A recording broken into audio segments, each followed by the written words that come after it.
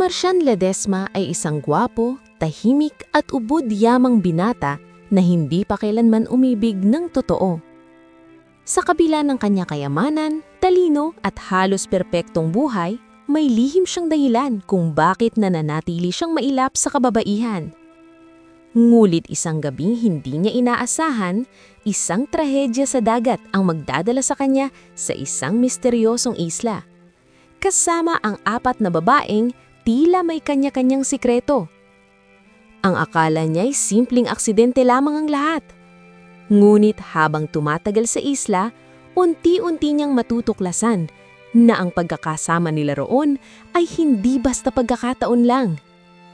At sa 4 na babaeng kasama niya, isa ang babago sa kanyang puso, magpakailanman. Sa isla kung saan walang takasan, maitatago pa kaya nila ang kanilang tunay na pakay? Bago natin umpisahan ang isa na namang napakagandang kwento, please subscribe and click the notification bell para updated kaya sa mga susunod na kwento dito lang sa Tales of Tadhana. Hindi lahat ng gwapo ay babaero. Iyon ang madalas sabihin ng mga taong nakakakilala kay Marcian Ledesma, ang 28 taong gulang na tagapagmana ng Ledesma Global Holdings, isa sa pinakamalalaking negosyo sa bansa. Matangkad, makinis ang balat, matangos ang ilong at may malamig ngunit mapang-akit na mga mata. Si Marcian ang tipo ng lalaking kapag pumasok sa isang silid ay kusang humihinto ang usapan. Ngunit sa kabila ng lahat ng yun, may isang bagay tungkol sa kanya na hindi alam ng publiko. Virgin si Marcian. Hindi dahil sa wala siyang pagkakataon. Sa katunayan, simula pa noong kolehiyo ay habulin na siya ng babae. Mga anak ng politiko, modelo, socialites, artista, halos lahat ay nagtangkang mapalapit sa kanya. Pero bawat pagtatangka ay iisa lang ang ending. Malamig niyang ngiti, simpleng tango at isang magalang na paglayo. Para kay Marcian, ang pag-ibig ay isang komplikadong laro na mas mabuting wag ng salihan. Lumaki siya sa mundong puro pakinabang ang kapalit ng lambing. Nasaksihan niya kung paanong sinira ng maling pag-ibig ang kanyang pamilya. Ang kanyang ama, isang makapangyarihang negosyante, ay nawala sa mundo dahil sa isang skandalong kinasangkutan ng isang babaeng ginamit lamang ito para sa pera. Ang kanyang ina naman ay namatay na puno ng sama ng loob. Mula noon, isinumpa ni Marcian sa sarili na hinding-hindi siya magiging katulad ng ama niya. Kaya nang sapilitang irekomenda ng kanyang lolo na magbakasyon siya sa isang private yacht trip para matutong huminga, halos tanggihan niya iyon. "Hindi ka makina, iho," sabi ng kanyang lolo Don Emvenio habang nakaupo sa wheelchair nito sa malawak nilang veranda. "Kung puro trabaho ka, mababaliw ka." "Ayos lang ako, lolo." Yan ang laging sagot ng mga taong hindi maamin na pagod na sila. Napabuntong hininga si Marcian. Sa totoo lang, pagod na nga siya. Ilang buwan na siyang halos hindi natutulog ng maayos. Sunod-sunod ang board meetings, acquisitions, at isang malaking deal sa Singapore na siya mismo ang humahawak. Pero hindi lang trabaho ang dahilan ng pagod niya. May kung anong mabigat sa dibdib niya nitong mga nakaraang linggo. Parang may paparating na hindi niya maipaliwanag. 3 araw lang, dagdag ng matanda. Sumakay ka sa yacht, magpahinga ka. Walang bodyguard sa tabi mo, walang assistants, walang business calls. Ikaw lang. Hindi bang parang bitag yan, lolo? Ngumiti si Don Eugenio. Kung bitag man, para yan sa sarili mong kabutihan. Sa huli, pumayag rin si Marcian.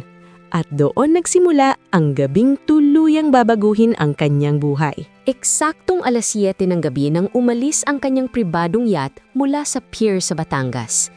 Tahimik ang dagat. Banayad ang hangin at kulay kahelang langit habang unti-unting lumulubog ang araw sa abot tanaw. Mag-isa siyang nakatayo sa dulo ng deck, hawak ang isang baso ng malamig na tubig. Hindi siya umiinom ng alak. Isa rin iyon sa kakaiba sa kanya. Walang bisyo, walang eskandalo, walang babaeng idinabawit sa pangalan niya. Perfect on paper, empty in real life. Napatingin siya sa malawak na karagatan. Sa unang pagkakataon, matapos ang mahabang panahon, pakiramdam niya'y tahimik ang mundo. Ngunit, hindi nagtagal ang katahimikang iyon. Maya-maya'y biglang lumakas ang hangin. Nagsimulang umauga ang yacht. Mabilis na dumilim ang langit na parang may humigop sa natitirang liwanag ng dapit hapon. Ilang segundo lang ang lumipas ay nagdagsaan ang malalakas na kulog at kidlat. "Sir, bumalik na po tayo sa loob!" Sigaw ng kapitan mula sa kabilang bahagi ng deck. Tumanggo si Martian at agad na kumilos, pero bago pa siya makalapit sa pinto ay biglang may narinig siyang malakas na pagsabog mula sa ibabang bahagi ng barko. Boom! Napahawak siya sa railings nang malakas na tumagilid ang yacht. "Anong nangyari?" Sigaw niya. "May tinamaan tayo," sagot ng isang crew. "Parang bato, hindi namin nakita sa radar." Halos hindi makapaniwala si Martian. Sa rutang iyon, malinaw dapat ang dagat. Kilala iyon ng kanilang kapitan. Imposibleng may malaking batong hindi namataan. Sunod-sunod na ang sigawan. May isa pang pagsabog. Pumasok ang tubig sa isang bahagi ng yacht at nagkagulo ang lahat. "Sir, kailangan na nating lumikas," sigaw ng kapitan. Sa gitna ng buhos ng ulan at marahas na alon, nakita ni Martian ang isang emergency lifeboat na mabilis na ibinaba. Ngulit bago pa siya makalapit, isang dambuhalang alon ang humampas sa barko. At sa isang iglap, nahulog siya sa dagat. Maalat na tubig ang agad na pumasok sa kanyang ilong at bibig. Sinubukan niyang umahon pero paulit-ulit siyang nilulunod ng mga alon. Unti-unting nanlabo ang kanyang paningin. Ang huli niyang nakita ay ang nagliliyab na bahagi ng kanyang yacht at tila anino ng isa pang bangkang dumaraan sa gitna ng bagyo. Pagdilat niya kinabukasan, tumama agad sa kanyang mukha ang matinding sikat ng araw. Mainit ang buhangin sa likod niya, mabigat ang ulo niya, basang-basa ang katawan niya at halos hindi gumagalaw sa pagod. Dahan-dahan siyang bumangon at doon niya nakita isang maliit ngunit napakagandang isla. Berde ang mga punong niyog, malinaw ang dagat at napakatahimik ng paligid. Nakakatakot na tahimik. Ngunit mas lalong bumilis ang tibok ng puso niya nang makarinig siya ng boses ng babae. Gising na siya! Napalingon siya. Sa lilim ng isang puno ay may 4 na babaeng nakatayo. Parehong basa rin ng mga damit, halatang pagod. Ngunit kapansin-pansing magkakasama at tila iisang grupo. Ang isa ay mahaba ang buhok at matalim ang tingin. Ang isa na may mestisa at mukhang sosyal. Ang pangatlo ay mulena, matapang ang aura. At ang pang-apat, siya ang pinakatahimik. Simple ang ganda nito pero kakaiba ang mga mata. Parang may lihim na matagal ng kinikimkim. Napatitig si Martian at bago pa siya makapagsalita, ang matapang na morena ang unang nagsalita. "Welcome to nowhere, billionaire!" Napakunot noo siya. "Kilala niyo ako?" Nagkatinginan ng 4 na babae. At ang tahimik na dalagang may kakaibang mga mata ay marahang sumagot. "Oo, Martian Ledesma, mas kilala ka namin kaysa sa iniisip mo." Napalunok siya. Hindi na ito mukhang simpleng aksidente. At sa unang araw niya sa isla, naramdaman na niya may tinatago ang 4 na babaeng ito. At baka ang pagkapadpad nila rito ay hindi talaga nagkataon lang. Halos hindi pa lubusang nawawala ang hilo ni Martian Ledesma nang maramdaman niya ang kakaibang tensyon sa pagitan nilang 5. Humahampas ang alon sa dalampasigan, umiihip ang hangin. Ngulit tila mas maingay pa roon ang mga titig ng 4 na babaeng nakapaligid sa kanya. Hindi niya maintindihan kung bakit parang sabay-sabay silang may interes sa kanya. "Anong ibig niyong sabihin na kilala niyo ako?" tanong niya habang pilit tumatayo. Agad siyang inalayayan ng mestisang babae na may makinis na kutis at mamahaling tindig kahit basang-basa ang suot. "Dahan-dahan, hindi ka pa magaling." Malambing nitong sabi. "Ako si Serene Varela."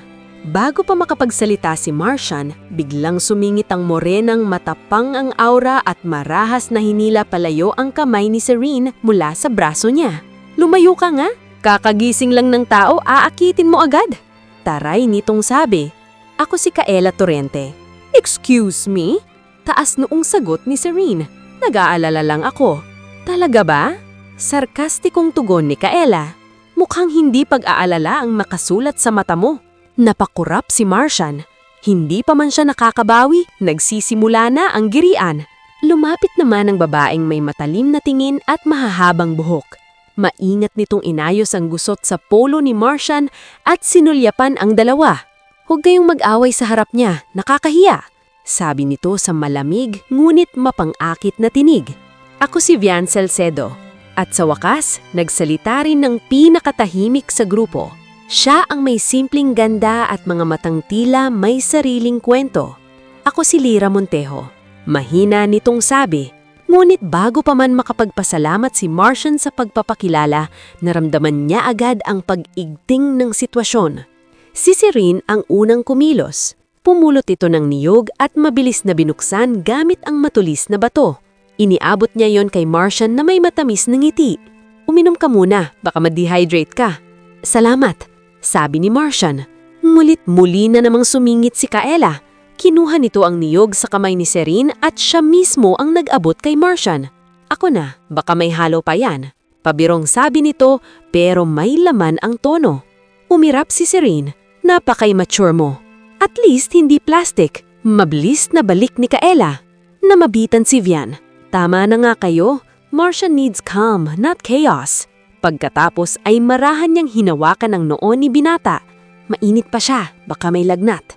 Napatigil si Marcian nang maramdaman ang malambot nitong palad. Ngunit ilang segundo lang ay may humatak sa kanya. Si Lyra. Sa lilim muna siya, sabi nito. Masama ang direktang araw sa bagong gising mula sa pagkalunod. Tahimik ang boses ni Lyra, pero iyon na may pinakamabigat na epekto. Hindi niya kailangang makipagsabayan sa tatlo. Isang tingin lang niya kay Marcian ay sapat para mawala sa balanse ang isip ng Binata. Napansin iyon ng iba. Kaya pala tahimik ka, puna ni Serene. Mas delikado ka pala sa aming lahat. Bahagyang namula si Lyra, ngunit hindi nagsalita. Habang inaakay siya ng apat sa magkakaibang direksyon, mas lalong nayanig si Marcian. Si Serene, malambing at mapang-akit. Si Kaela, palaban at diretsyo kung tumingin. Si Vian, elegante at kontrolado. At si Lyra, tahimik ngunit may kung anong humihila sa kanya. Sa buong buhay niya, iniwasan niya ang babae. Ngunit ngayon, sa gitna ng isang misteryosong isla, parang siya naman ang hindi tinatantanan ng tadhana. At lalong gumulo ang lahat nang biglang magsalita si Kaela habang nakapamewang. Linawin na natin ito, ani niya. Habang nandito tayo sa islang ito, walang aangkin kay Marcian. Napatawa si Serene. At sino ka para magtakda? Wala, sagot ni Kaela. Pero sigurado akong hindi lang ako ang may gustong mapalapit sa kanya. Natahimik ang lahat. Dahil sa unang pagkakataon, umami ng katahimikan ng apat na babae. Lahat sila'y may pakay kay Marcian. At habang nakatingin ng Binata sa apat na mukhang unti-unting nababalot ng selos, isang tanong ang bumalot sa isip niya.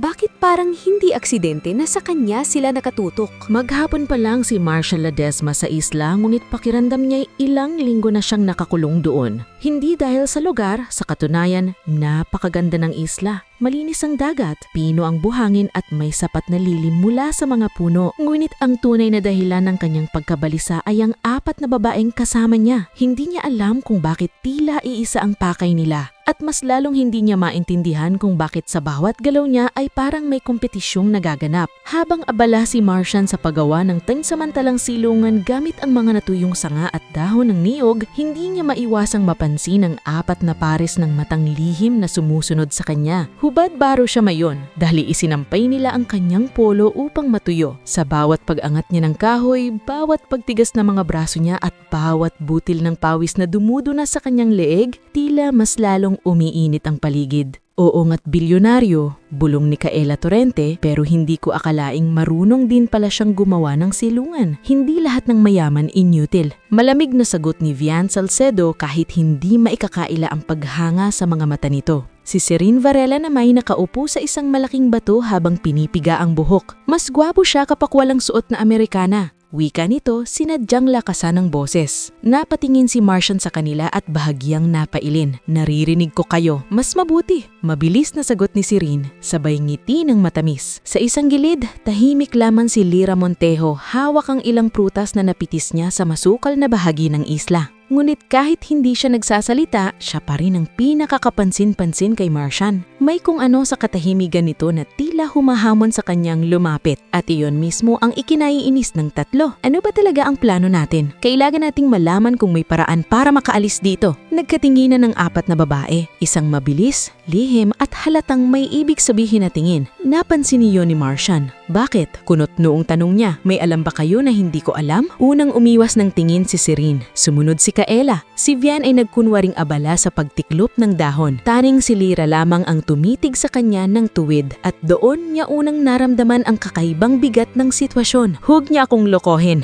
Marinim niyang sabi. Mula paggising ko kanina parang may tinatago kayong 4. Sino ba talaga kayo? Natahimik ang paligid. Tila pati ihip ng hangin ay huminto. Sa wakas, tumayo si Vian at inayos ang basa pa nitong buhok. Hindi kami basta-bastang grupo lang. Maingat nitong sabi. Hindi rin aksidente na makakasama kami.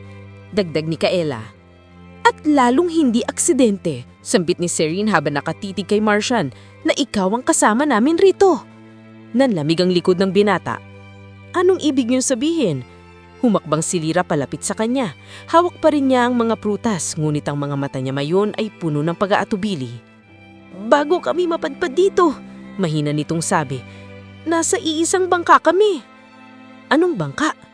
Isang service boat, sagot ni Kaela. Pero hindi para sa bakasyon. Kung hindi para saan? Matalim niyang tanong.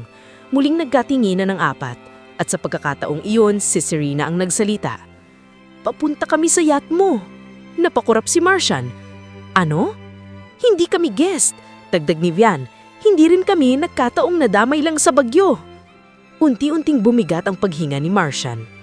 Pinapunta kami roon, sabi ni Kaela, dahil may gustong makalapit sa iyo. Teka, singit niya, sino ang nagpadala sa inyo? Ngulit bago pa sila makasagot, may narinig silang kaluskos mula sa masukal na bahagi ng gubat. Sabay-sabay silang napalingon at sa unang pagkakataon nakita ni Martian ang takot sa mga mukha ng 4 na babae. Parang may alam sila sa tunog na iyon. Parang hindi lang silang naroon sa isla. Hindi pwede ngayon, bulong ni Lyra halatang namumutla. Anong hindi pwede? Tanong ni Martian pero wala nang sumagot. Dahil sa sumunod na segundo, may isang palaso ang biglang tumama sa puno sa mismong tabi niya. Napaatras siya at sa kahoy na tinamaan ng palaso ay may nakapulupot na piraso ng basang papel. Mabilis iyong kinuha ni Vian, ngunit si Martian ang unang nakabasa sa nakasulat, hindi aksidente ang isla at hindi lahat ng kasama mo ay kakampi mo. Napatitig siya sa 4 na babae at sa unang pagkakataon mula nang nagising siya roon, naisip niyang baka hindi pag-ibig ang unang naghihintay sa kanya sa isla, kundi pagtataksil. Nanatiling tahimik ang lahat matapos mabasa ang mensahe. Humahampas ang hangin, ngunit mas malamig ang pakiramdam na bumalot sa grupo. Hindi tayo nag-iisa, bulong ni Martian Ledesma habang nakatitig sa palasong nakabaon pa rin sa puno. Walang sumagot. Dahil halata sa mukha ng 4 na babae, alam nila. Sabihin niyo na ang totoo. Madiing utos niya. Anong klaseng isla to? Huminga ng malalim si Vian Salcedo bago nagsalita. May naririnig na kami dati tungkol sa islang ito, pero akala namin chismis lang. Anong chismis? Tanong ni Martian. Na may mga taong naninirahan dito, sagot ni Kaela Torrente, pero hindi sila basta-basta nagpapakita. Mga tagamasid, dagdag ni Serene Varela. Parang binabantayan nila ang lahat ng napapadpad dito. Napalunok si Martian. At bakit parang hindi kayo nagugulat? Tahimik silang lahat. At doon niya napagtanto, mas marami pa silang alam kaysa sa sinasabi nila. Hindi lang ikaw ang target dito, Martian. Mahinang sabi ni Lyra Montejo. Pero ikaw ang sentro. Hindi pa man niya maiproseso ang sinabi nito, muli silang nakarinig ng kaluskos mula sa gubat. Mas malapit na ngayon. Mas malinaw, parang may nagmamasid. Upang maibsan ang tensyon, nagpasya si Martian na lumapit sa dalampasigan upang maghugas ng katawan. Kailangan niyan linisin ang isip niya. At marahil, ang sarili. Tahimik siyang lumusong sa malinaw na tubig. Ang sikat ng araw ay tumatama sa kanyang balat habang dahan-dahan niyang binabasa ang sarili. Sa likod ng mga puno, may isang pares ng mata ang nakamasid. Si Serene. Hindi niya sinasadyang sundan si Martian o iyon ang pilit niyang sinasabi sa sarili. Ngunit nang makita niya ang binata sa tubig, hindi na siya nakagalaw. Ang bawat galaw nito ay tila natural na karisma. Ang hubog ng kanyang katawan, ang lakas sa bawat kilos, at ang tahimik na aura na para bang may kinikimkim na lalim. Lahat iyon ay lalo lamang nagpalakas ng kakaibang paghila sa kanya. Hindi ka pala perpekto lang sa pangalan, mahina niyang bulong. Hindi niya namalayang napalapit na siya, hanggang sa biglang magsalita si Martian. Matagal ka na bang nanunood? Napahinto si Serene. Unti-unti siyang lumabas mula sa likod ng puno. May bagyang ngiti sa labi. Kung sasabihin kong hindi, maniniwala ka ba? Napailing si Martian, ngunit hindi galit. Bagkus ay may halong pagkabigla. Hindi ka dapat nandito, sabi niya. At bakit? Lumapit pa si Serene, bagyang binabasa ang paa sa tubig. Hindi ba lalaki ka at babae ako? Hindi agad nakasagot si Martian. Sa buong buhay niya, hindi siya sanay sa ganitong sitwasyon. Hindi siya ang humahabol. Hindi siya ang inaakit. Pero ngayon, tila siyang sentro ng apoy. Hindi mo ko kailangang akitin, diretso niyang sabi. Ngumiti si Serene, ngunit may kakaibang lungkot sa mga mata nito. Sigurado ka? Bago pa siya makasagot, may narinig silang yabag mula sa likuran. Si Kaela. At ito na nga, sabi nito habang nakapamiwang. Hindi pa nga tayo nakakatagal dito, nag-uumpisa na agad kayo. Hindi ito ang iniisip mo, sagot ni Martian. Talaga ba? Taas kilay na tugon ni Kaela. Sumunod naman si Vian at ilang segundo lang ay naroon na rin si Lyra. 4 na pares ng mata ang muling nakatutok kay Martian. Ngulit ngayon, mas malinaw na. Hindi lang ito simpleng atraksyon, may halong pagnanasa, may halong ang angkin, at may halong kompetisyon. Hindi pwedeng ganito, mariing sabi ni Martian habang umaahon mula sa tubig. Kailangan nating magtulungan kung gusto nating mabuhay dito. Hindi lahat gustong mabuhay lang, biglang sabi ni Lyra. Napatingin siya rito. At ano ang gusto mo? Tanong niya. Hindi agad sumagot si Lyra. Mulit ang titig nito ay diretso sa kanya. Ang katotohanan. At sa likod ng mga puno, may isang aninong nakamasid. Tahimik, nakangiti. Parang hinihintay ang susunod na mangyayari. Hindi agad nakaimik si Martian Ledesma matapos marinig ang sinabi ni Lyra. Ang katotohanan, parang may kakaibang bigat ang dalawang salitang iyon. Hindi iyon basta sagot ng isang babae para iyong babala o mas tamang sabihing simula ng isang revelasyong matagal nang ikinubli sa kanya. Basang-basa ka siya nang tuluyan siyang makaahon mula sa tubig. Kinuha niya ang tuyong telang iniwan sa batuhan at mabilis na ibinalot iyon sa baywang niya. Ngulit kahit anong gawin niyang pag-iwas, nararamdaman pa rin niya ang mga titig ng 4 na babae. Hindi lamang puno ng paghanga, kung hindi ng mas malalim na layunin. Wala nang magtatago. Malamig niyang sabi habang tinitingnan silang isa-isa. Mula nang magising ako rito, puro kayo pasikot-sikot. Una, kilala niyo ako. Pangalawa, hindi raw aksidente ang pagkakapunta natin dito. Pangatlo, may mga taong nagmamasid sa isla. At ngayon, gusto niyo pa akong paikutin? Tahimik ang tatlo. Si Serene ang unang yumuko. Si Kaela ay napakagat sa labi. Si Vian ay natnatiling kalmado, ngunit halatang nag-iisip kung paano magsisimula. Tanging si Lyra lamang ang tumingin sa kanya ng diretsyo. At iyon ang lalong nagpabilis sa tibok ng puso ni Martian. Sabihin niyo na, mariin niyang utos. Huminga ng malalim si Vian.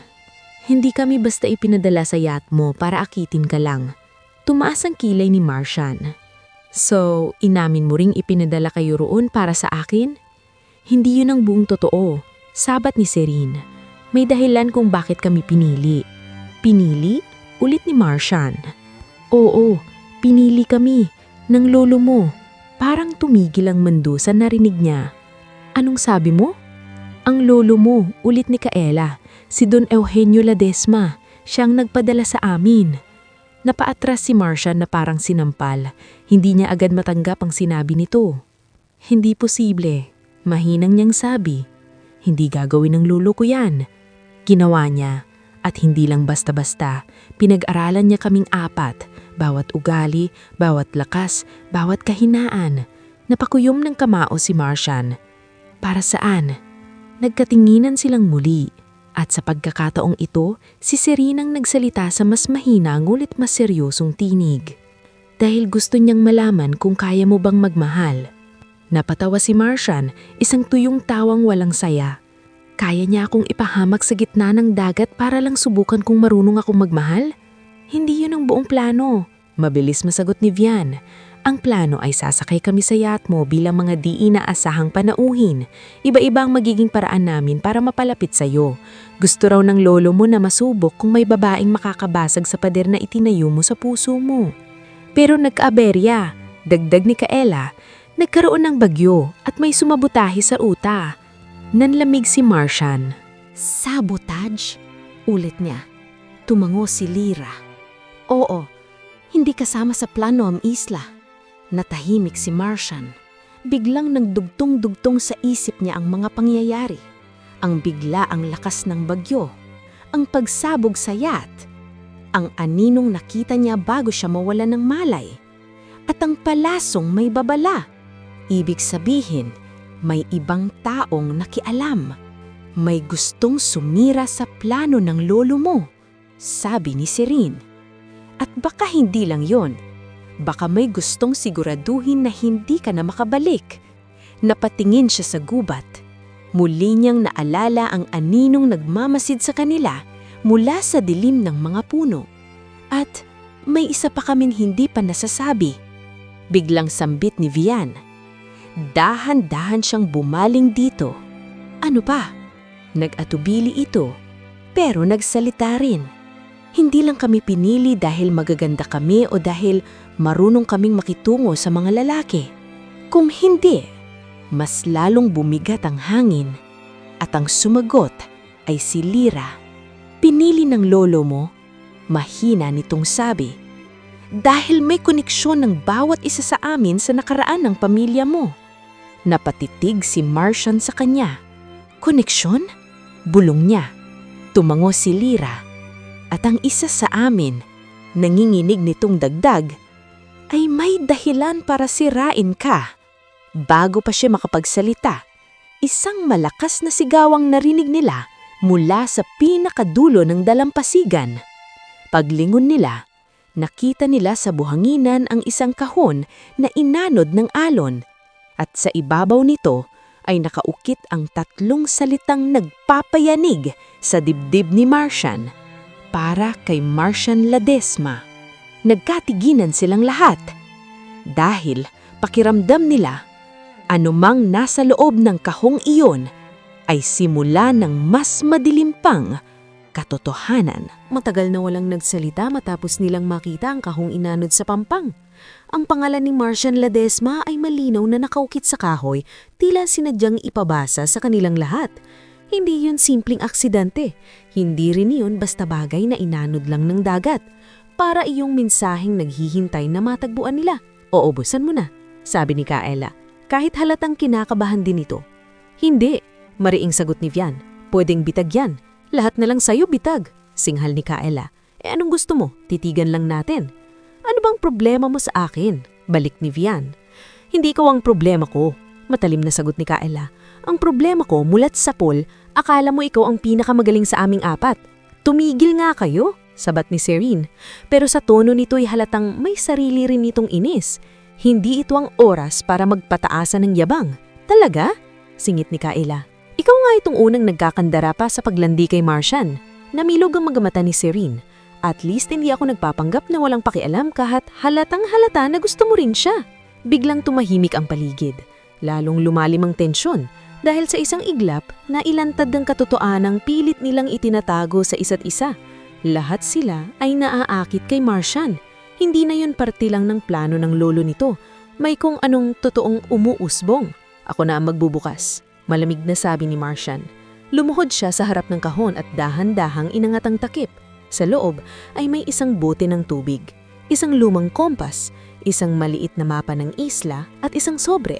Mabilis niya iyong kinuha. Pagkabukas niya ng sobre ay kumunot agad ang noon niya. Sulat kamay iyon, pamilyar ang sulat, sulat ng kanyang lolo. Kung nababasa mo ito, ibig sabihin ay buhay ka pa. Ngulit makinig kang mabuti, apo. Ang islang ito ay hindi lumilitaw sa karaniwang mapa. Lugar ito ng mga lihim, ng pagsubok at ng mga taong hindi mo dapat basta pagkakatiwalaan. May mga matang nagmamasid sa inyo. Hanapin mo ang lumang parola sa hilagang bahagi ng isla. Doon mo malalaman kung sino ang tunay mong kakampi. Ngulit tandaan mo, hindi lang pag-ibig ang susubok sa iyo rito, kundi ang katotohanan tungkol sa sarili mo. Natahimik si Marcian matapos basahin iyon ng malakas. Parola? Bulong ni Lyra. May ibig sabihin ang sulat na yan, sabi ni Vian. Ibig sabihin, alam ng lolo mo ang tungkol sa islang ito. At ibig sabihin din, dagdag ni Serene, na hindi tayo basta pwedeng maghintay lang dito. Kailangan nating kumilos, tumanggo si Marcian. Kung may parola sa hilaga, baka may tao roon. O baka may paraan para makapagpadala tayo ng signal. Kung ganon, aalis tayo bukas ng umaga, sabi ni Kayla. Ngunit bago pa man tuluyang magkaisa ang grupo, biglang nagsalita si Lyra. Hindi lang iyon ang problema, napalingon silang lahat sa kanya. Tahimik man si Lyra, ngunit kapag nagsasalita ito, tila laging may laman ang bawat salita. Kahit makahanap tayo ng paraan para makaalis, aniya, hindi ibig sabihin nun ay pare-pareho tayong gustong bumalik sa dati nating buhay. Napatitig si Marcian sa kanya. Anong ibig mong sabihin? Huminga ng malalim si Lyra. Bago ako mapadpad rito, alam ko na ang gusto ng lolo mo.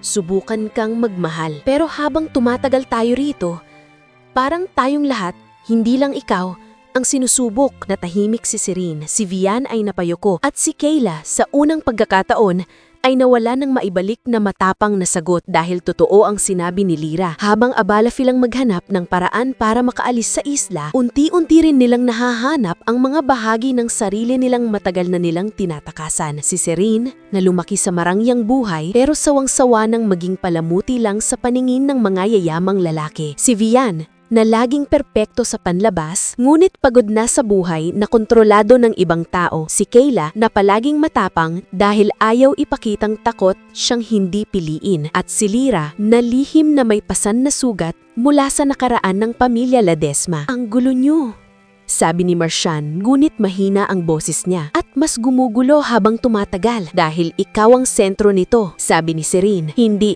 lang ikaw. Tayo rin, lahat tayo may gustong patunayan. Sa kanya? Sarkastikong tanong ni Vian. Sa sarili natin, sagot ni Kayla pero nakatitig kay Marcian. Muling uminit ang paligid. Muling bumigat ang mga tinginan at ng gabing iyon habang nakaupo silang 5 sa paligid ng apoy, wala ni isa sa kanila ang tunay na mapalagay. Dahil bukod sa lihim ng isla, may isa pang katotohanang unti-unting nabubunyag na sa paghanap nilang daan pauwi, baka puso nila ang tuluyang maligaw. At sa gitna ng dilim, mula sa malayong bahagi ng kagubatan, may isang ilaw na biglang sumindi. Isang umiindak na ilaw mula sa direksyon ng hilagang parola. Pagmulat ni Marcian Ledesma kinabukasan, kakaiba agad ang pakiramdam sa paligid. Tahimik. Masyadong tahimik. Ang apoy na ginawa nila kagabi ay abo na lang. Ang hangin ay malamig at ang 3 babaeng kasama niya, sina Serene, Kayla at Vian, ay unti-unti nang nagigising mula sa pagkakahiga sa ilalim ng pansamantalang silungan. Ngunit may isang bagay na agad niyang napansin. Wala si Lyra. Mabilis siyang tumayo. Nasaan si Lyra? Napabangon din ang 3. Ano? Kunot noong tanong ni Kayla habang nililibot ng tingin ang paligid. Baka nasa dagat lang, sabi ni Serene, ngunit halatang hindi kumpinsido sa sarili niyang sinabi. Hindi, malamig na sagot ni Marcian. Wala ang bag niyang gawa sa dahon at wala rin ang kutsilyong iniwan natin dito. Nagkatinginan ng 3. Biglang bumilis ang tibok niyang puso ni Marcian. Hindi niya maipaliwanag kung bakit siya kinakabahan ng ganoon. Sa 4 na babae, si Lyra ang pinakatahimik. Siya rin ang tila pinakamaraming itinatago. At marahil dahil doon, mas lalong may kung anong humihila sa kanya rito. Lyra! Sigaw ni Kayla habang palakad-lakad sa dalampasigan. Lyra! Sigaw rin ni Serene, ngunit walang sumasagot. Naghiwa-hiwalay sila sa paghahanap. Nilibot nila ang dalampasigan, ang mga puno ng niyog, maging ang masukal na bahagi ng gubat na hindi pa nila napapasok. Nakakita sila ng ilang bakas ng paa sa mamasa-masang lupa, pero bigla rin iyong nawala sa bahagi ng mabatong daan. Parang may sumundo sa kanya, bulong ni Vian habang nakatingin sa napuputol na mga sanga. "Huwag kang mag-imbento," inis na sabi ni Kaela, pero halata sa mukha nito na natatakot din siya. Lumipas ang halos 1 oras, ngunit wala pa rin silang nakita. Si Marcia nang unang nawala ng pasensya. "Hindi na tayo pwedeng umikot lang dito. Kung may clue man tayo, nasa hilagang parola iyon." Tahimik na tumanggo si Vian. Wala nang tumutol. Dahil sa puntong iyon, malinaw na sa kanilang lahat ang pagkawala ni Lyra ay konektado sa isla at marahil sa lihim nito. Mahaba at mapanganib ang lakad papunta sa hilagang bahagi ng isla. Tinahak nila ang makitid na daan sa gubat, iniwasan ang matutulis na sanga, at ilang beses ding muntik madulas sa mga basang bato. Habang tumatagal, mas lalong nagiging kakaiba ang lugar. May mga lumang lubid sa ilang puno, bakas ng paa sa putik, at maging abo ng tila kamakailan lang na apoy. May mga tao nga rito. Mahina ngunit nanginginig na sabi ni Serene. At matagal na silang narito, dagdag ni Vian. Pagdating nila sa tuktok ng mataas na bahagi ng isla, saka nila nasilayan ang lumang parola. Wasak na ang ilang bahagi nito, kinakalalawang ang bakal, at tila ilang dekada ng pinabayaan. Ngunit may isang bagay na agad nagpataas ng balahibo ni Marcian. May usok na lumalabas mula sa loob. "May tao!" bulong ni Kaela. Dahan-dahan silang lumapit. Pagpasok nila sa loob ng parola, tumambad agad sa kanila ang mga bagay na lalong nagpalalim sa hiwaga. May luma at bagong gamit sa loob. May mga bote ng tubig. May dilatang pagkain. May radyo. May mga papel. At sa pinakagitna ng sirang lamesa, may litrato. Mabilis iyong kinuha ni Marcian. At nanlamig ang buo niyang katawan. Sa litrato, naroon ang kanyang lolo na si Don Eugenio Ledesma, mas bata ng ilang taon. Katabi ang isang babaeng may pamilyar na mga mata. Mga matang kapareho ng kay Lyra. Anong hindi natuloy ni Marcian ang sasabihin? Kinuha ni Vian ang isang lumang dokumentong nakatiklop sa tabi ng radyo. Habang binubuklat niya iyon, unti-unting nawala ang kulay sa mukha niya. "Marcian," mahina nitong sabi. "Ano iyon?" Iniabot ni Vian ang papel. Isa iyong lumang sertipikado ng kapanganakan, at ang pangalan na nakasulat ay nagpatigil sa kanilang lahat. Lyra Montejo Ledesma. Napatitig si Marcian sa papel. Parang may malakas na puwersang dumagundong sa kanyang dibdib.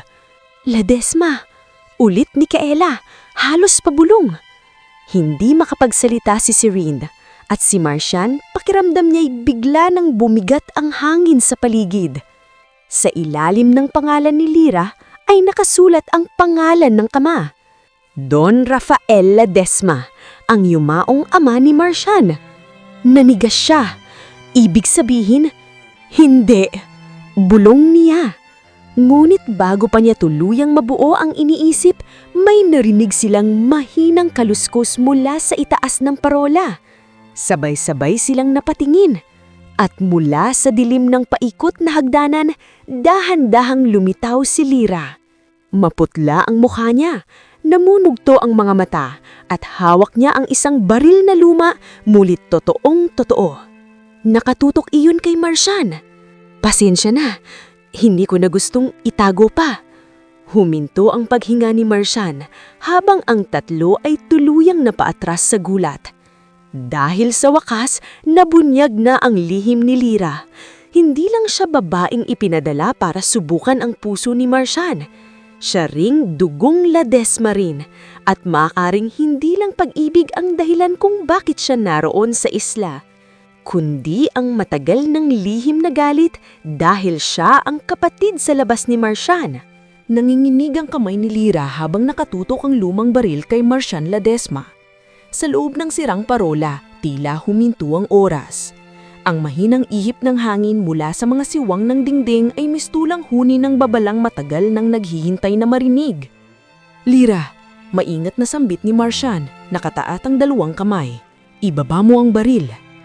Wala kang karapatang utusan ako. Mabilis nitong putol, kasabay ng pagtulo ng luha sa pisngi niya. Hindi mo alam kung anong kinuha sa akin ang apelido mo. Sa likuran ni Marcian, kabadong nagkatiginan sina Serene, Kaela at Vian. Wala ni isa sa kanila ang nangahas gumalaw. Dahil sa unang pagkakataon, nakita nila ang totoong Lira. Hindi ang tahimik na babaeng misteryoso ang tingin, kundi ang batang lumaking puno ng sugat. Kapatid kita? Halos pabulong na tanong ni Marcian, hindi pa rin makapaniwala. Napatawa si Lira, isang tawang wasak at walang saya. Kapatid? Ulit niya. Ang dali mong banggitin ng salitang kapatid, gayong bugong buhay ko para akong multong itinago sa dilim. Bahagyang bumaba ang baril, ngunit hindi nawala ang paminginig sa mga kamay niya. Ang nanay ko, patuloy niya, ay dating kasambahay sa isa sa mga lumang bahay ng mga Ledesma. Bata siya, walang laban. At ang ama mo? Huminto siya, pinilit pigilan ng pagluluha. Si Don Rafael Ledesma ang sumira sa buhay niya. Nanlamig si Marcian, hindi siya agad nakasagot. Buntis ang nanay ko nang nalaman ng lolo mo ang nangyari, dagdag ni Lira. At imbes na tulungan kami, pinalis siya kami. Pinatahimik, tinakpan, para hindi madumisan ang pangalan ng pamilya ninyo. Napalunok si Serene, napahawak si Kaela sa dibdib, si Vian na may napayuko. Lumaki ako sa galit, ani ni Lira. Lumaki akong naririnig sa nanay ko kung paano kami pinabayaan, kung paano siya namatay na walang hustisya, kung paano ako isinilang bilang bunga ng isang kasalanan na ayaw kilalanin ng manamayayamang mga kamag-anak.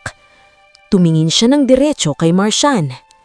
Kaya sumama ako rito, hindi dahil pinadala ko ng lolo mo. Hindi niya alam ang totoo. Nakalusot lang ako sa plano niya.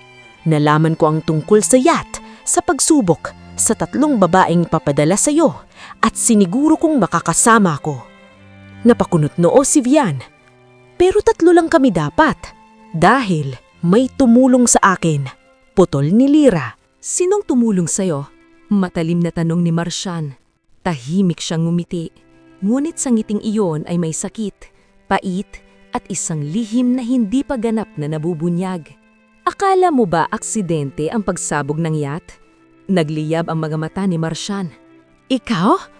Hindi ako, sabi ni Lira. Pero may taong gustong siguraduhin na hindi ka na makakabalik at gusto rin niyang ako ang magtapos sa pangalan ng mga Ledesma. Muling itinaas ni Lira ang baril. Lira, huwag! Sigaw ni Kaela. Tapusin na natin ito. Nanginginig na sabi ni Lira. Hinila niya ang gatilyo. Putok! Sa isang iglap, tumilapon si Serene sa harap ni Marcian. Serene! Sigaw ni Vian. Napaatras si Marcian habang sumalo si Serene ng bala sa tagiliran. Napaupo ito sa sahig, nanginginig habang unti-unting namumula ang damit niya sa dugo. Bakit? Sigaw ni Kaela kay Lira. Nanlaki ang mga mata ni Lira. Hindi ko siya pakay. Mabilis na lumuhod si Marcian sa tabi ni Serene. Bakit mo ginawa yon? Nanginginig ng tanong habang pinipigilan ng dugo. Pilit ngumiti si Serene kahit namumutla na. Kasi may isang bagay akong hindi sinabi sa inyo. Napatingin silang lahat sa kanya. Hindi lang ako ipinadala ng lolo mo. Hirap ng sabi niya. Ako ang taong inutusan niyang bantayan ka dahil alam niyang may traidor sa grupo. Natahimik ang lahat, maging si Lira ay napahinto. At hindi si Lira ang tinutukoy dito. Dugtong ni Serene. Sabay tingin sa likuran nila. Dahan-dahang napalingon sina Marcian, Kaela at Vian. At sa pintuan ng parola, may isang aninong nakatayo. May hawak na isa pang baril. At sa unang pagkakataon narinig ni Marcian ang malamig at pamilyar na boses nito. Ngayon lang nagsisimula ang tunay na laro.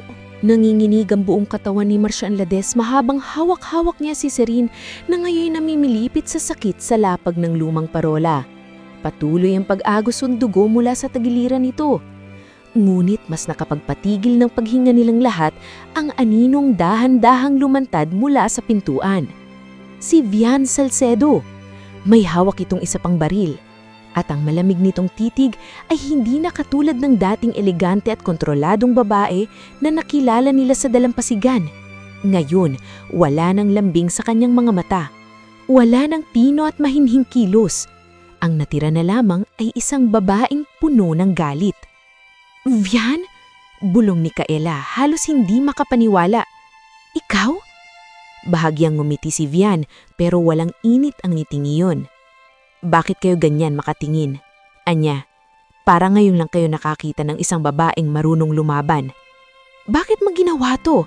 Sigaw ni Marcian habang lalo pang dinidiinan ng sugat ni Serene upang pigilan ang dugo. "Ikaw ang nagsabotahe sa yacht." Humakbang palapit si Vian. Ang takong ng kanyang paa ay marahang tumatama sa sementadong sahig ng parola, ngunit sa bawat hakbang ay tila mas bumibigat ang hangin sa paligid. "Hindi ko plano ang bagyo," diretsyong sagot niya. "Pero oo, ako ang nagbigay ng tamang impormasyon sa mga taong gustong pabagsakin ka." Nanlaki ang mga mata ni Kaela. "May kasabwat ka?" "Hindi lang isa," sagot ni Vian. "Mas malaki ito kaysa sa iniisip ninyo."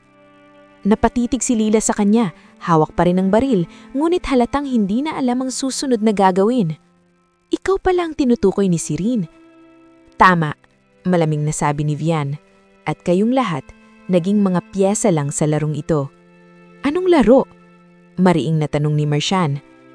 Tumigil si Vian sa tapat nila.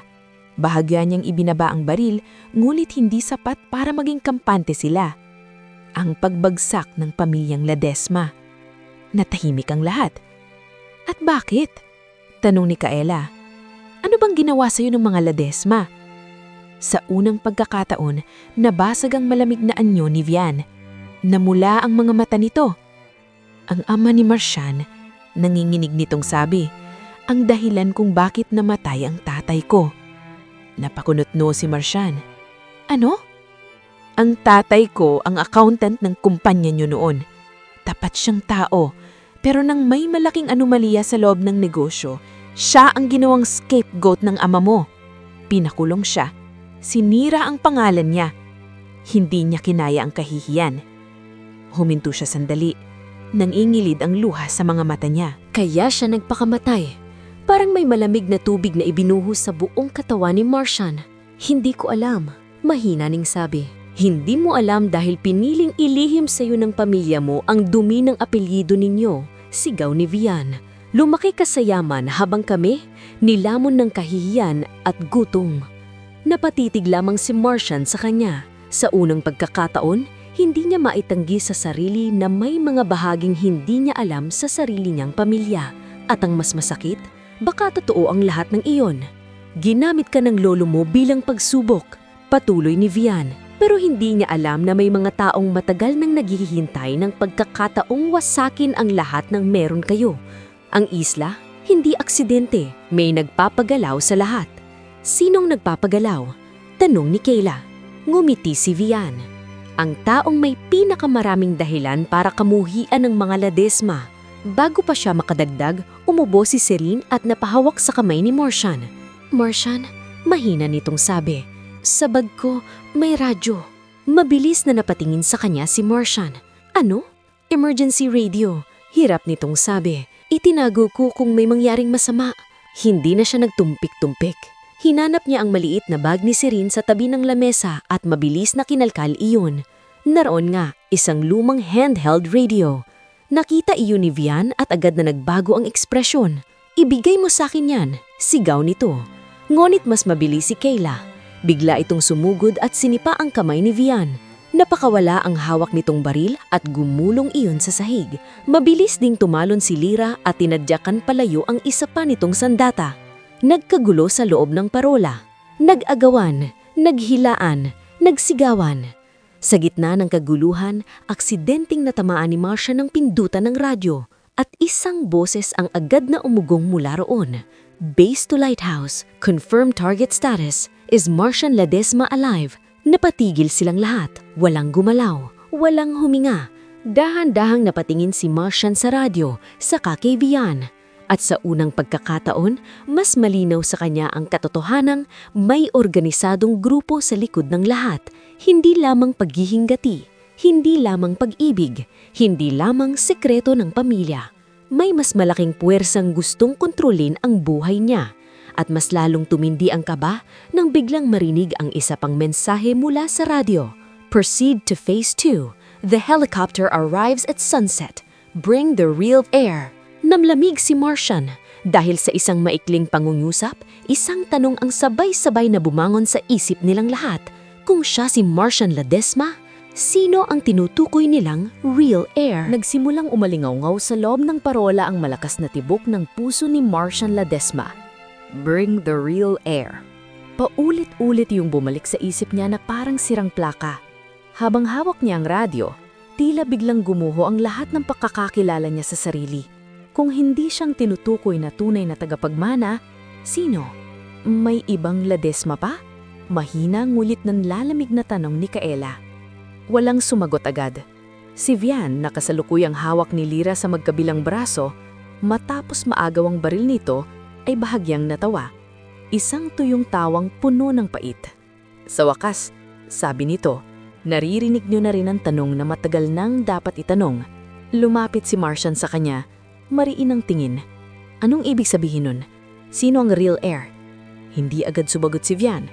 Tumingin muna ito kay Lyra, saka kay Serene na namumutla pa rin sa lapag bago muling ibinalik ang tingin kay Martian. Hindi ikaw ang unang anak ng ama mo. Malamig nitong sabi. Parang may humampas na malakas na alon sa dibdib ni Martian. Ano? Bago pa ipinanganak ng ina mo si Martian Ledesma na kilala ng lahat, patuloy ni Vian.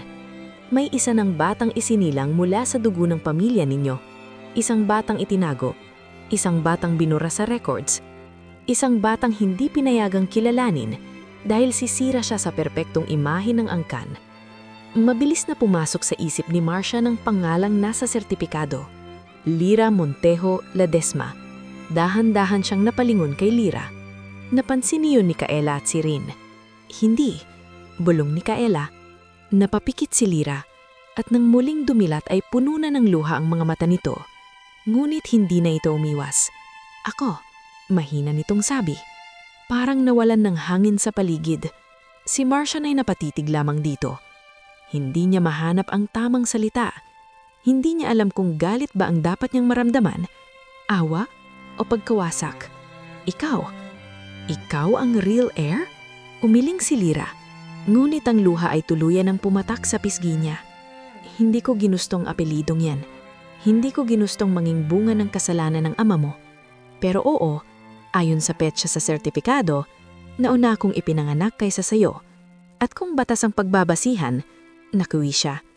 Ako ang unang dugo ng Ledesma. Tahimik si Martian. Habang si Vian ay muling nagsalita, yan ang dahilan kung bakit ka mahalagang buhay sa kanila, Lyra.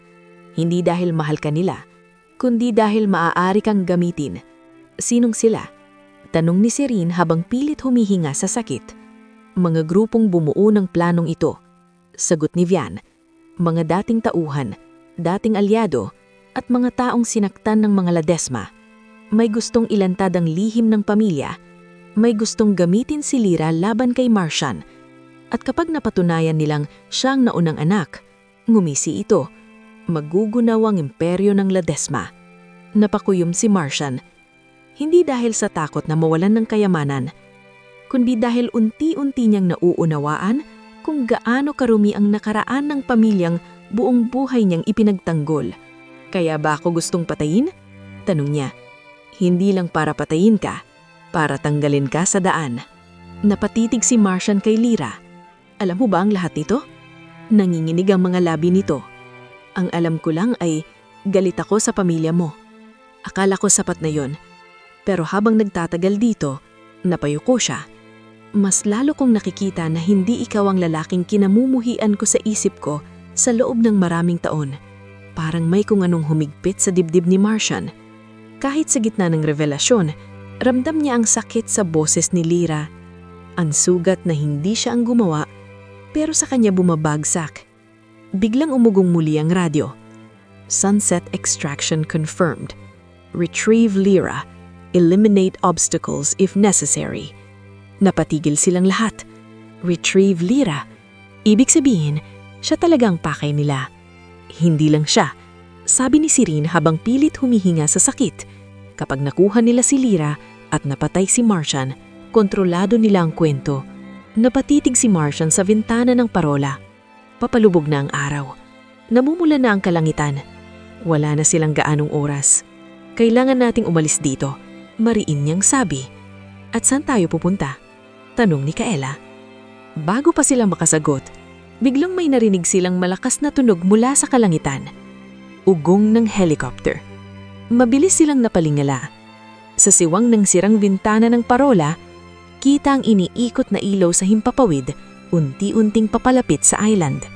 At lalong nanlamig si Martian nang nakita niya ang simbolong nakapinta sa gilid nito. Ang lumang crest ng Ledesma Shipping Corporation. Nanlaki ang mga mata niya.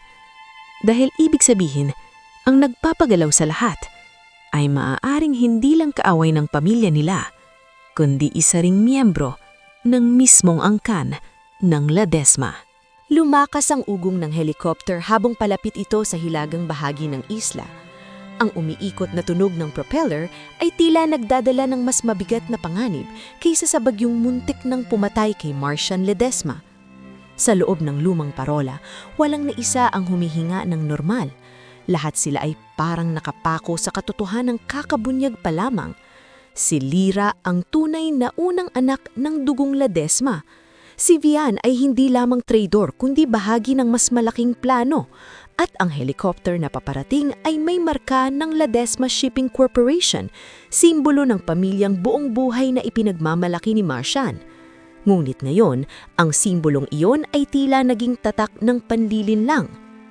Kailangan nating umalis dito ngayon din, mariing sabi ni Martian habang lumalapit sa bintana ng parola. Hindi tayo makakatakas kung ikukuha nila tayo sa ere, mabilis na sagot ni Kayla. Kailangan nating magtago. Hindi sapat ang magtago. Sabat ni Sirene, pilit pinipigilan ng kirot sa kanyang tagiliran. Kapag nakita nilang parola, susuyurin nila ang lugar. Alam nilang nandito tayo. Napalunok si Martian at mabilis na nag-isip. Sa unang pagkakataon mula nang mapadpad sila sa isla, hindi na lamang ang buhay niya ang iniisip niya. Kasama na roon ang 4 na babaeng ito, lalo na si Lyra. Napatingin siya rito. Tahimik itong nakatayo sa sulok, hawak pa rin ang lumang baril, ngunit halatang wasak na ang loob. Kanina lamang gusto nitong patayin, ngayon siya naman ang mukhang gustong maglaho na lang sa sobrang gulo ng katotohanan. Lyra, tawag ni Martian. Dahan-dahan itong tumingin sa kanya. Hindi kita iiwan. Nanlaki ang mga mata ni Lyra. Bakit? Mahina nitong tanong. Dapat nga galit ka sa akin. Marami tayong dapat pag-usapan, pero hindi ngayon, hindi habang may mga armadong taong paparating. Nagtagpo ang kanilong mga mata, at sa unang pagkakataon, may kakaibang paglambot sa tingin ni Lyra. Parang unti-unting bumibigay ang pader ng galit na buong buhay nitong itinayo. Mulit mabilis din niyong naputol nang marinig nila ang boses ni Vian. Huwag kang masyadong magtiwala, Martian. Hindi ka pa rin ligtas. Ano pa? Inis na tanong ni Kayla. Ngumiti si Vian ngulit halatang pagod na rin sa sariling mga lihim. Hindi kayo basta kukunin ng helicopter. May usapan, isa lang ang kailangan nilang buong buhay.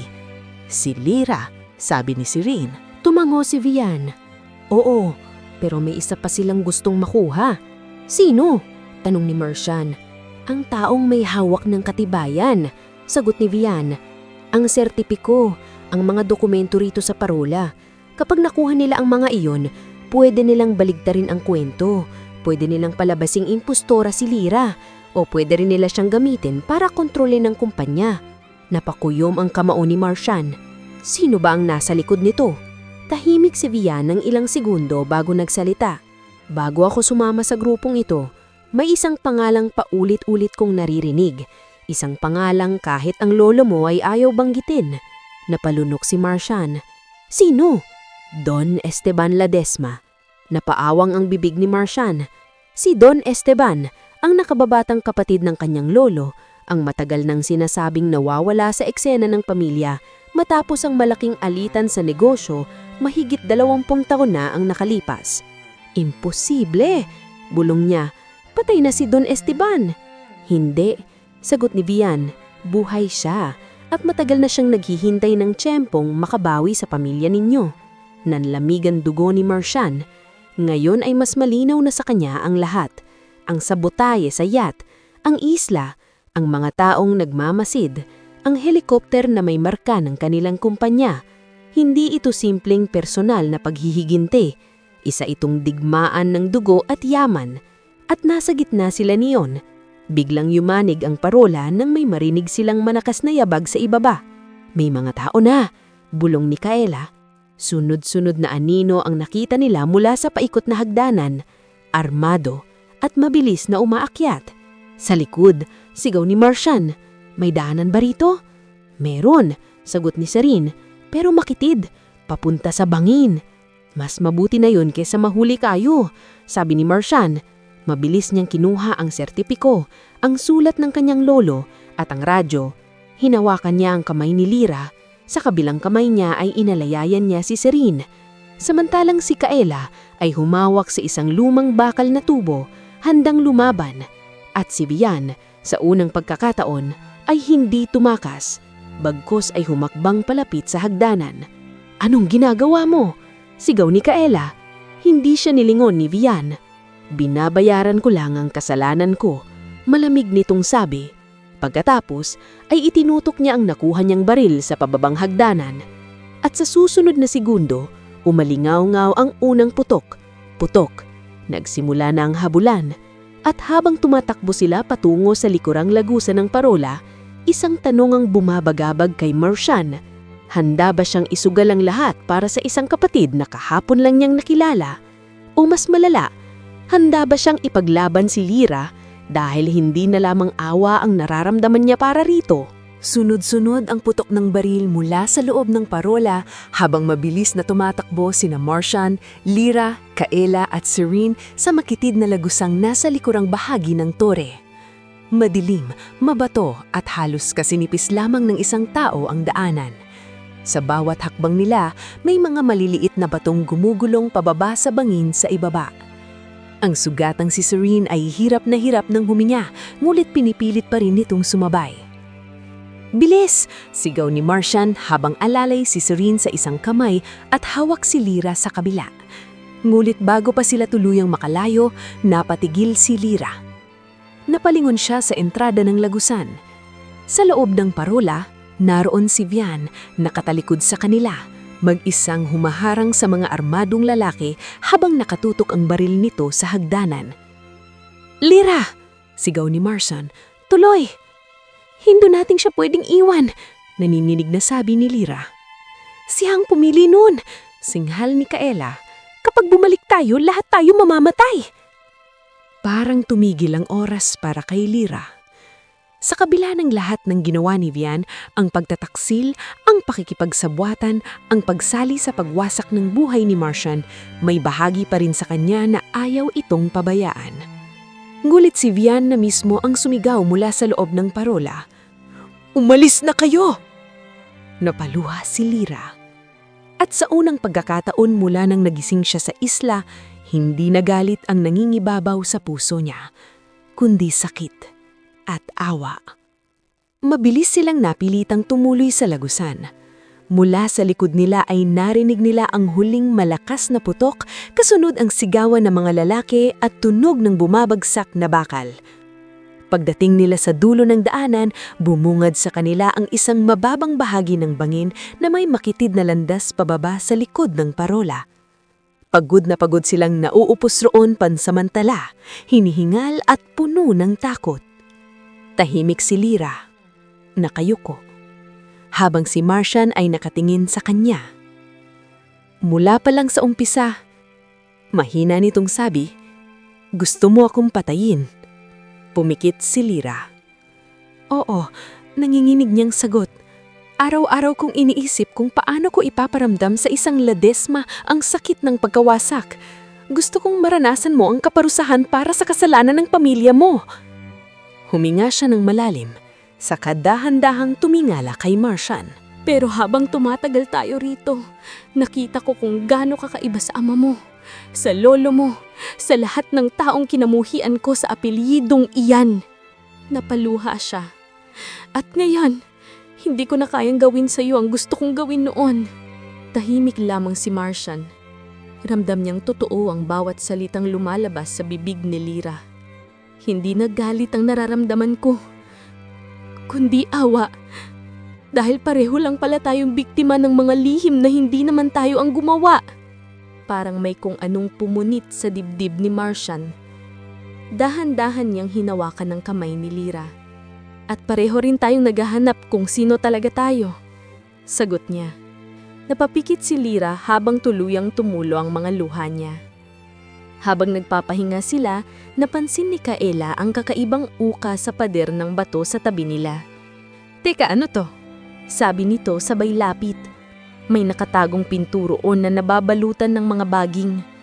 Sa pagtutulungan nilang tatlo, nabuksan nila iyon. At sa likod ng batong pinto ay may isang lihim na silid. Maliit iyon, ngunit malinaw na matagal nang ginagamit. May mga lumang generator, mga kahon ng supply, ilang sirang monitor, at higit sa lahat, mga mapa ng isla na may mga marka. Lumapit si Martian sa isang malaking tabla sa dingding at doon nila unti-unting naunawaan ang buong lihim ng isla. Hindi ito simpleng abandonadong pulo.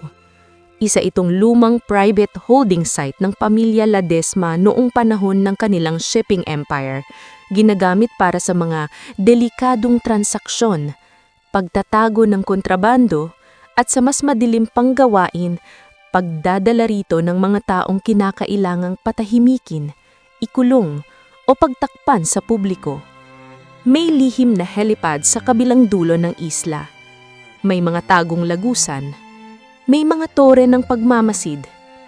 At may listahan ng mga pangalan ng mga taong dinala roon sa loob ng maraming taon. Napaatras si Serene habang hawak ang sugat niya. Diyos ko, kaya pala may mga taong nagmamasid. Hindi sila basta taga rito. Mga tauhan sila ng sistemang naiwan dito. At kaya rin alam ito ng lolo mo, dahil pamilya niyo may gawa ng lahat. Nanigas si Martian. Ngayon niya lubusang nakita ang bahaging pilit itinago sa kanya ng apelyidong ipinagmamalaki ng lahat. Ngunit may isa pang natuklasan si Lyra. Isang lumang folder. Kinuha niya iyon, nanginginig ang mga kamay. Sa harap ng folder ay nakasulat, Project Successor. Pagkabukas niya, nakita nila ang mga litrato nilang 5. May notes, may observations, may dates. At sa pinakalikod ng folder ay may isang pahinang nagpayanig sa kanilang lahat. Primary objective, retrieve the firstborn bloodline. Secondary objective, eliminate Martian Ledesma if he resists. Napalumok si Martian. At sa ibaba ng pahina ay may pirma. Isang pangalang hindi na nila kailangang hulaan pa. Don Esteban Ledesma.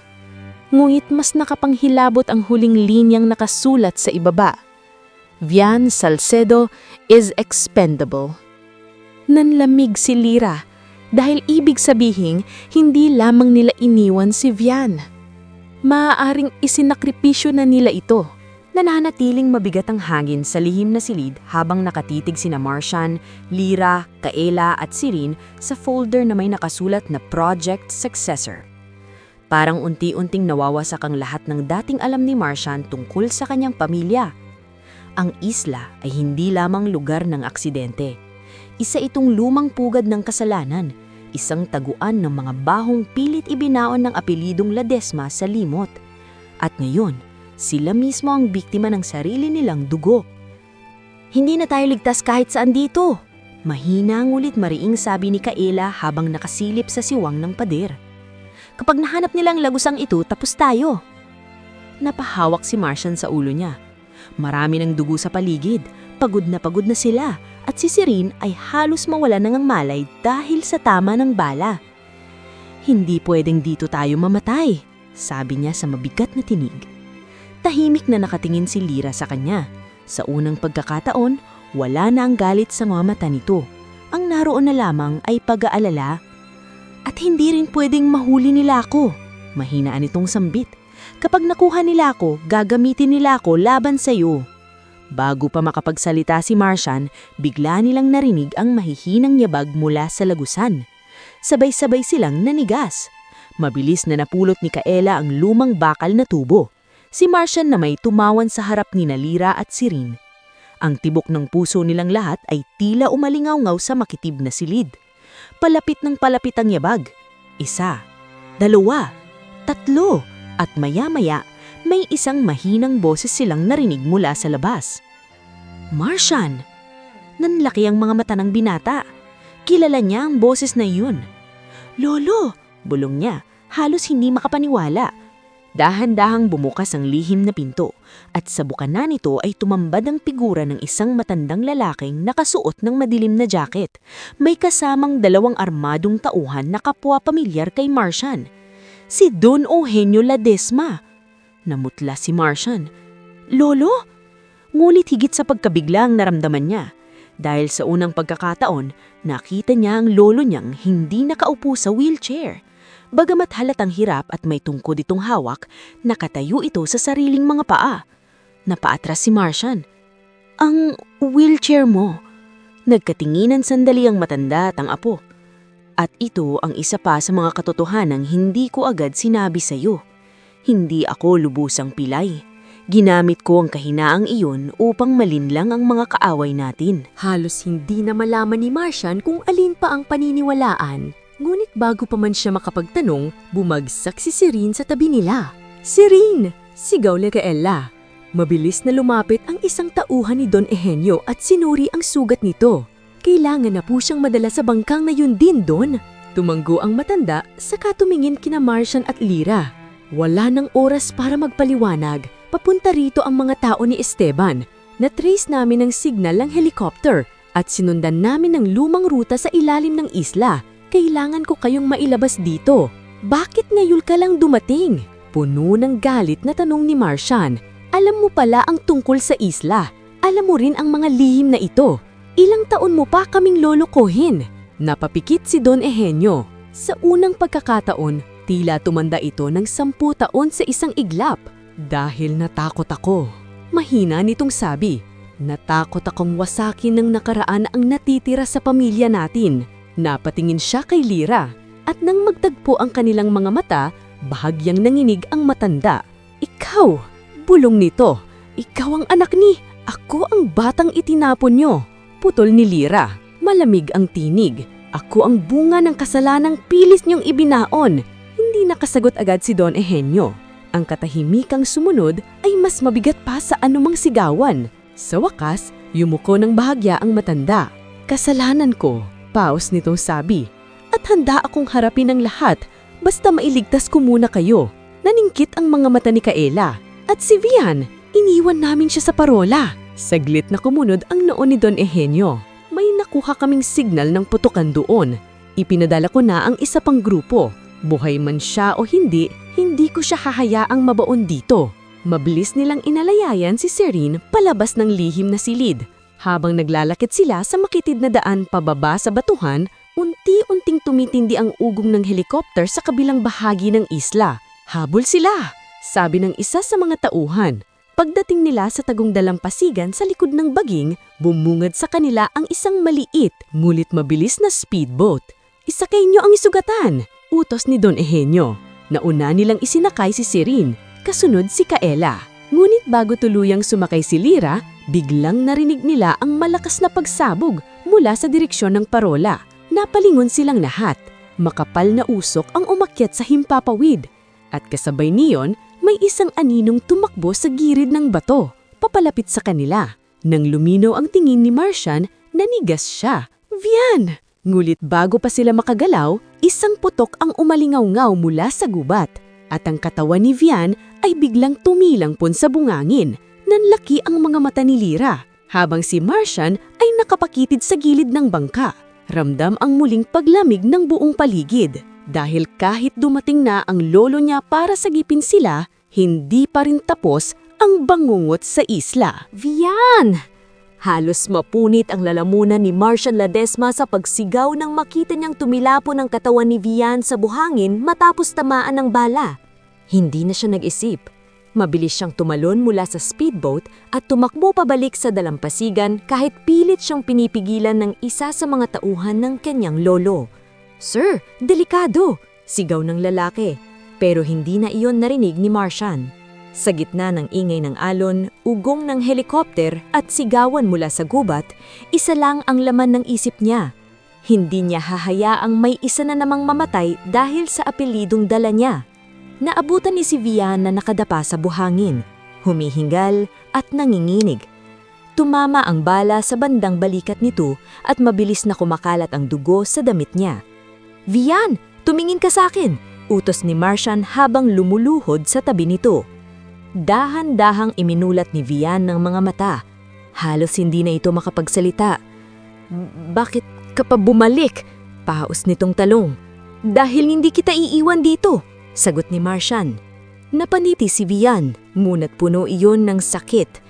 "Masyado kang mabait para maging Ledesma."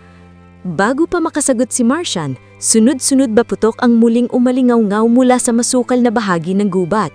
"Martian, yumuko ka!" sigaw ni Kyla sa bangka.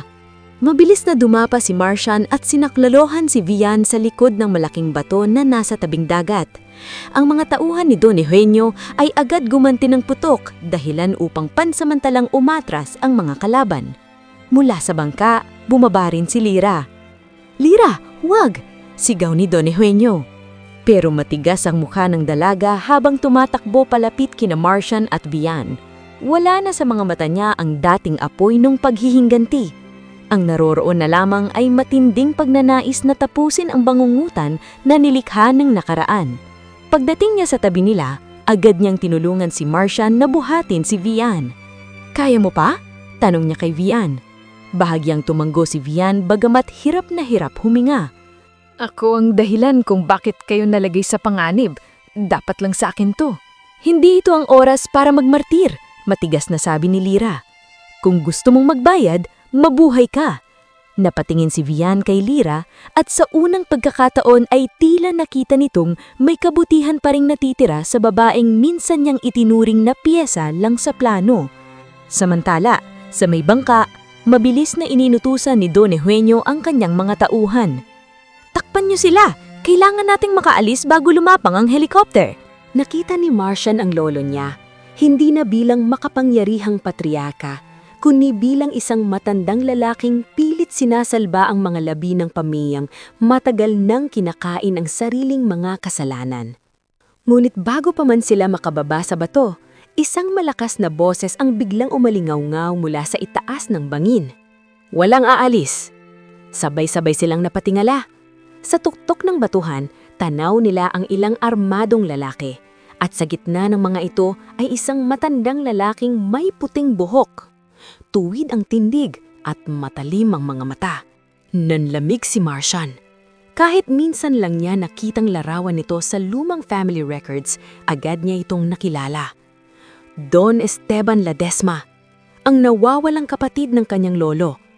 Ang lalaking sinasabing patay na at ang tunay na halimaw sa likod ng lahat. "Ang tagal kong hinintay ang araw na ito, kuya," sigaw ni Don Esteban habang nakatingin kay Don Eugenio. "Ang araw na makikita mong gumuho ang lahat ng itinayo mo." Napahigpit ang hawak ni Don Eugenio sa tungkod. "Esteban, tapusin na natin ito." Napatawa ng malamig ang matanda. "Tapos na. Hindi pa nga nagsisimula ang tunay na kabayaran." Pagkatapos ay itinuro nito si Lyra. "Dalhin ninyo sa akin ang tunay na tagapagmana." Agad na pumosisyon si Martian sa harap ni Lyra. "Hindi nyo sila makukuha," malamig niyang sabi. Napatingin si Lyra sa kanya, gulat at nanginginig. "Martian," bulong nito. Ngunit hindi siya umalis sa harapan niya. Sa unang pagkakataon, malinaw na sa kanilang dalawa ang isang katotohanang hindi nila inaasahang mabubuo sa isla. Hindi na lamang dugo ang namamagitan sa kanila bilang magkapatid, kundi isang uri ng pag-aaruga at paglalabang hindi kayang baliin ng kahit anong lihim ng nakaraan. Biglang lumakas ang hangin, Umalingaw-ngaw ang ugong ng helicopter sa ulunan nila. At sa gitna ng putukan, sigawan at habulan ng mga anino sa dalampasigan, itinaas ni Don Esteban ang sariling baril at malamig na nungumiti. Kung ayaw niyong ibigay siya, sigaw nito, pare-pareho kayong mamamatay. At bago pa makagalaw ang sinuman, pinaputukan niya si Don Eugenio. Putok! Putok. Umalingaw-ngaw ang bala sa hangin at sa mismong sandaling iyon, biglang nagdilim ang lahat. Parang may humigop sa liwanag, sa tunog, sa hangin, sa buong mundo. At sa isang iglap, wala na. Martian, may boses, mahina, malambing, parang nanggagaling sa malayo. Martian, gumising ka. Unti-unting gumalaw ang mga daliri niya. Mabigat ang katawan niya. Parang galing siya sa napakalalim na bangungot na ayaw siyang pakawalan. Martian, mas malinaw na layon. At sa wakas, unti-unting dumilat ang kanyang mga mata. Sikat ng araw ang agad tumama sa kanyang paningin. Mainit ang buhangin sa likod niya. At ang tunog ng alon, pareho. Parehong pareho. Mabilis siyang napabangon. Humihingal. Nanlalaki ang mga mata. Nasaan? Bulong niya. Hinawakan niya ang dibdib niya. Walang sugat. Napatingin siya sa paligid. At doon niya nakita 4 na babae. Nakatayo sa harap niya. Parehong basa ang buok. Parehong mukhang kakagising lang din. Parehong hindi pa niya kilala pero may kakaibang pakiramdam sa dibdib niya na parang matagal na silang bahagi ng buhay niya. Ang isa ay may matalim na tingin. Ang isa ay mistisa at elegante. Ang isa ay morena at matapang. At ang isa, tahimik. May malalalim na mga mata na parang may lihim. Gising na siya, sabi ng morena. Finally, dagdag ng mistisa, sabay ayos ng buhok. Napakunot ang noo ni Martian. Parang, nangyari na ito. Eksaktong ganito. Eksaktong eksena. Kilala niyo ako? Tanong niya, halos pabulong. Nagkatinginan ng 4 na babae at ang tahimik na dalaga ang unang nagsalita. Oo, Martian Ledesma, sabi nito. Mas kilala ka namin kaysa sa iniisip mo. Nanlamig ang likod niya, eksaktong parehong linya, parehong tunog, parehong pakiramdam. Napaatras siya. Hindi, bulong niya. Hindi pwede. Napanaginipan ko na ito. Anong sinasabi mo? Tanong ng matapang na morena. Tumingin siya sa kanilang lahat. At doon niya napansin, wala ang sugat ni Serene. Wala ang galit ni Lyra. Wala ang baril. Wala ang parola. Wala ang dugo. Parang hindi pa nangyayari ang lahat. O mas tamang sabihing, hindi pa nagsisimula. Huminga ng malalim si Martian. At dahan-dahan niyang naalala ang lahat. Ang isla, ang lihim, ang pagkakanulo, ang pamilya, si Lyra, si Vian, ang bala, ang helicopter, si Don Esteban, ang katotohanang hindi siya ang tunay na tagapagmana. Lahat. Pero wala ni isa sa kanila ang may alam. Sa kanya lang. Hindi ito panaginip, mahina niyang sabi sa sarili. Dahil pakiramdam niya, hindi iyon basta bangungot. Babala iyon. Isang sulyap sa kung anong mangyayari kung hindi siya kikilos. Tumingin siya kay Lyra. Tahimik lang ito. Walang galit. Walang luha. Pero sa mga mata nito, parang may kakaibang pamilyar na lungkot. Na para bang sa kaibuturan nito, may bahagi rin na may naaalala. Anong iniisip mo? Tanong ni Kaela. Tumingin si Martian sa kanilang 4. At sa pagkakataong iyon, iba na ang tingin niya sa kanila. Hindi na lang silang o mababaing kasama niya sa isla, kundi mga taong maaaring maging kakampi o dahilan lang kanyang pagbagsak. Oo, marahan niyang sabi sa sarili. Kilala ko na kayo. Nagulat ang 4. Ha? Tanong ni Serene. Gumiti si Martian. Isang ngiting hindi nila inaasahan. Ngiting puno ng lihim. Ngiting may alam sa hinaharap. Pero sa pagkakataong ito, Dagdag niya, ako ang mauunang gumalaw. Napatingin sila sa isa't isa, nalilito, nagtataka. At sa likod ng katahimikan ng isla, may hangin na muling umihip. Parang may nagbabantay. Parang may naghihintay. At sa pagkakataong ito, hindi na si Marcia nang walang alam, kundi ang mundo sa paligid niya ang hindi pa handa sa gagawin niya. Dahil ang totoong kwento, ngayon pa lang magsisimula.